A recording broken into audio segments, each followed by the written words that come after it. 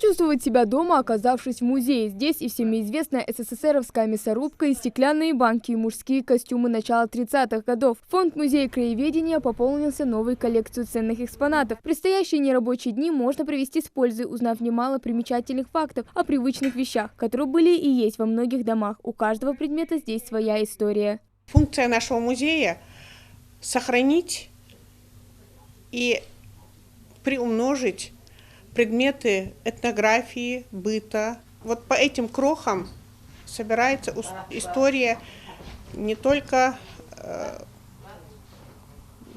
отдельного народа, но и всей страны.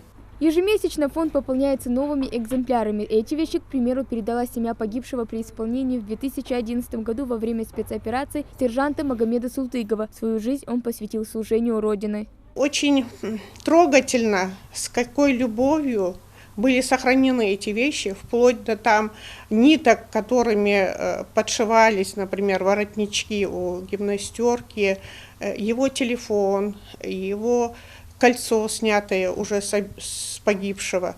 Это очень все трогательно, и вот мы вот сейчас в нашем музее это все сохраняем. И только разглядывая вот такие вещи наглядно, эти дети могут в дальнейшем тоже пойти в органы внутренних дел.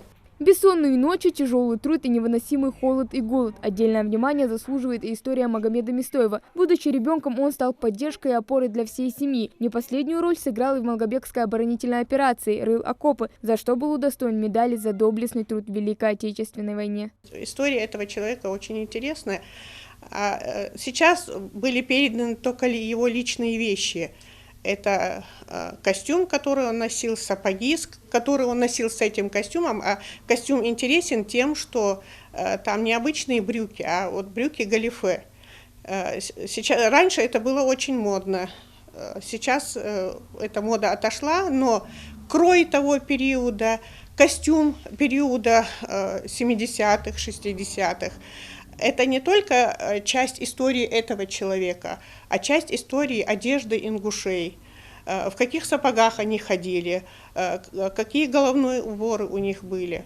Вот это вот все показывает вот такие предметы материальной культуры. Пополнился и библиофонд музея. Свои работы подарил Султан Мережков, известный писатель, журналист, этнограф. В его книгах собраны материалы об адатах, этикете, устном народном творчестве ингушского народа. Сейчас век технологий, компьютер, может быть, и на компьютере они будут в дальнейшем.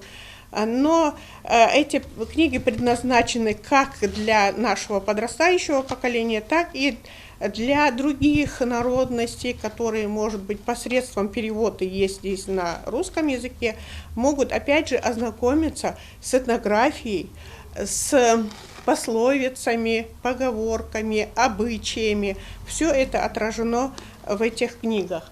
Сохранить эту историю для младших. Взглянуть на эту композицию желающие могут уже сейчас. В скором временем она будет доступна и онлайн на сайте музея. Хава Гагиева, Асхат Белакиев, Новости 24.